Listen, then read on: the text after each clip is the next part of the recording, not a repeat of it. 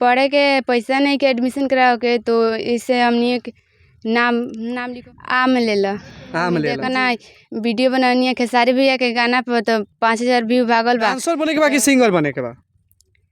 Dancer बने के बा। सिंगर बने के बा। वायरल होके खातिर लोग का गलत कदम उठावत, तो का तूहो उठेबू ना? वायरल होरी चोली देखावत ओ टाइप के भी के वीडियो बनावलो? एंग ड्रेस रहेला। हां, माने अश्लील ड्रेस नानू रहेला, छोट छोट कपड़ा। 24 घंटा में मोबाइल तू कितना देर चलावेलू? 12 घंटा मोबाइल चलावे। 15 सेकंड के रील रउआ लगिन जोन देखी ले लगिन स्क्रीन पर, वो रील के पीछे कितना मेहनत छुपल बा। आई हम इनका से यूट्यूब पे तो बाटे हो गाना की कौन ढोरीपुर में केंगानू गाना। नमस्कार। 90 के दशक में रउआ देखले हो खेम कि खाना बनाए वाला घर में रहत लख आ नाचे वाला बाहर से बुला के ले आवल जाता लख। लेकिन 2024 के में रउआ देखें कि खाना बनाए वाला बाहर से ले आवल जाला आ नाचे वाला घरे में उपलब्ध बा। लोग नाचे वाला के खोजे के नहीं खे। आजकल हर एक घर में रउआ देखें कि कोनो ना कोनो लड़की रील बना रहल बाड़ी सन। तो एगो हमरे संगे एगो लड़की बाड़ी जोन की इहो रील बनावत तारी। तो आई हम ये से जाने के प्रयास हम करें कि आखिर कितना दिन से रील बनावत तारी या कौना टाइप के रील बनावत तारी। सबसे पहले तोहार बहुत बहुत स्वागत बा आपन बिहार न्यूज चैनल में। भैया चैनल पे आप सभी का स्वागत है, नमस्ते प्रणाम। और ये बात बताओ का नाम पड़ी तोहर? अनारमा कुमारी। अनारमा कुमारी। और ये बताओ तू रील अभी बना रहल बारू, कितना दिन से रील बनाओ तारू? 13 महीना से। 13 महीना से रील बनाओ तारू। घर पर के बा तोहरा? घर पे सब परिवार बा, माँ पापा जी बहन सब की बा। अच्छा, कय गो बहन बा? 7 बहन है। 7 बहन बा जी। वाह। भाई कय गो बाड़े? भाई सबसे छोटे के बा। भाई सबसे छोटे को बा। कौन ऐसा मजबूरी हो गई कि तुम्हारे रील बनावे के पड़ल?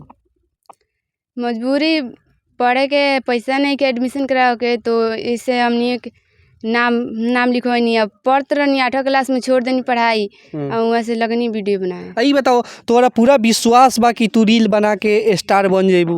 जी है जी। केकरा के देख के तोरा लागल कि रील बनावे के चाहिए? वीडियो बनावत रहनी तो हम ये ख्याल आई दिमाग में, जब हम वीडियो बनाई तैसे हम बनावे लगनी। देख माने के कर वीडियो कहीं देखले ओकबनु एक्सपीरियंस मिलल नु होई, कोई के ना कोई के गुरु मानत ओकबनु यूट्यूब पर देखले ओको, अच्छा ऐसे देखले ओको।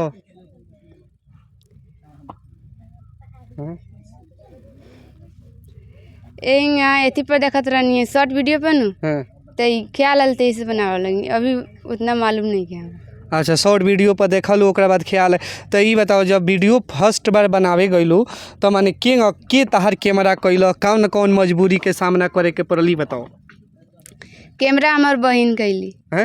हमार बहन कैली। फर्स्ट वीडियो कौना गाना पर बनौले रहलू? आम लेला। आम लेला जी। खेसारी लाल के गाना रहे आम लेला है। तो वीडियो कितना माने व्यूज गई? व्यूज 5000। 5000 गई। माने कितना दिन पर 5000 व्यूज गई? 5000 2 दिन पर। 2 दिन पर जी। तो का लागल तोहरा कि ओकरा बाद का तोहरा लागल, कितना खुशी भइल? खुश भइल, खूबी खुशी भइल जे हम अभी और वीडियो बनाएम तो हमारा और व्यू भागी। जी। तो माने घर के लोग के तू बताओलू जब 5000 तहार व्यूज गइल तो कि हम एगो वीडियो बनौले बानी जवना पर 5000 व्यूज गइल बा? जी बताओनी। का कहलू घर पे आके? मम्मी से कहनी मम्मी देखो ना वीडियो बनानी है खेसारी भैया के गाना पर, तो 5000 व्यू भागल बा। तो मम्मी कहली तो बनाओ, तो बनावे लगनी। जी। भी तहार जौन वीडियो बनावलू कैमरा के करेला? बहन करेली।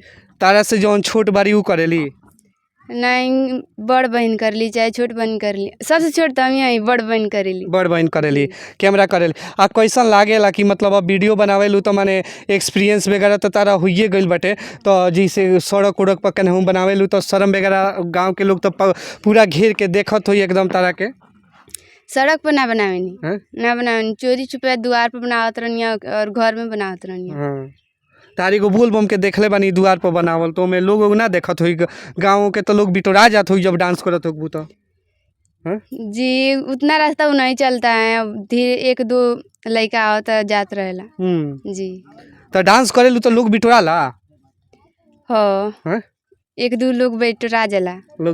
जी। तार डांस देखे खातिर। आ डांस तू काफी खूबसूरत है, काफी अच्छा करेलू डांस। आ डांस कहाँ से सीखलू? मोबाइल से। मोबाइल से सीख लेलू? जी। और ये बताओ कि आगे चल के तोरा का करे के बा? आगे आगे चल के सिंगर बने के बा। डांस करत हुआ सिंगर बने के बा? जी। हैं? जी। डांसर बने के बा कि सिंगर बने के बा? डांसर बने के बा। तो अभी कहलू सिंगर बने के बा। उ का गइले डांसर बने के बा हमरा। हाँ। जी। बहुत बड़ा डांसर बने के बा। जी। मान लो कि अगर तारा ऑफर मिलता भोजपुरी एल्बम में डांस उन्स करे के तो करबू? जी करें। हैं? आ केकरा के भोजपुरी में आइडियल केकरा के मानेलू तू? खेसारी भैया के। खेसारी भैया के और कोई के ना मानेलू? माने नहीं, सब केहू के माने नहीं, मतलब खेसारी भैया के डांस पसंद आवेला, वैसे खेसारी भैया कहनी। आ सबसे ज्यादा रील केकरा गाना पर बनावलू? खेसारी भैया के कि पवन सिंह के गाना पर? खेसारी भैया के। हैं? खेसारी भैया के। आई मान लो कि अभी तू वायरल नहीं हो, वायरल होके खातिर लोग का गलत कदम उठावता तो का तू उठेबू ना वायरल होबू तो? ना उठा हैं? ना उठा। तू हरे घर के बगल में एक आदमी मामी भगिना से शादी कर लेली वायरल होके खातिर? हैं?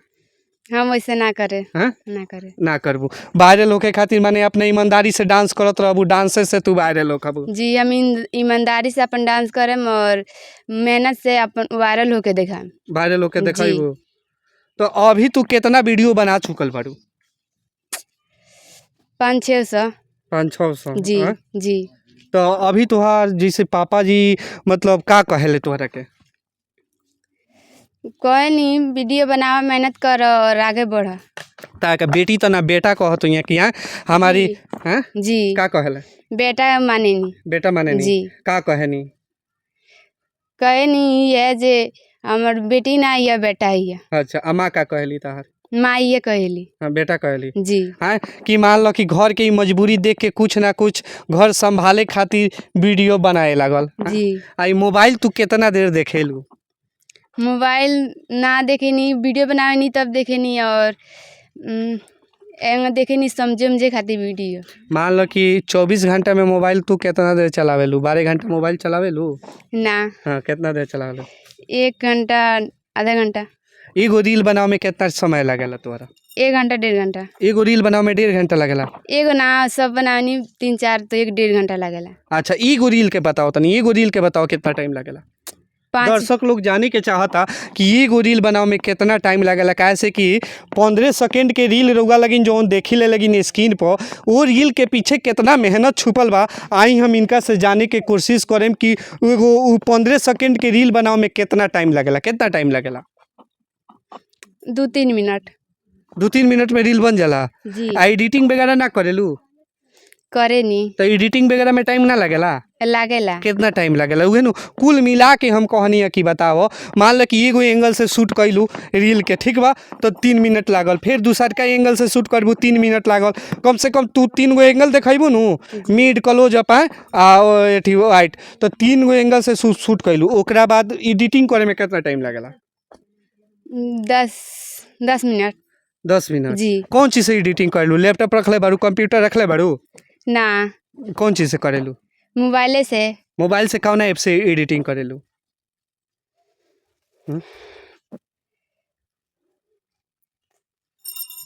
अच्छा, चलो नहीं है याद, तो कोनो बात नहीं है। आई बताओ, तू वायरल हो जेबू तो ताहार जौन बहिन कैमरा करेली उनका के रखबू कि छोड़ देबू उनका के?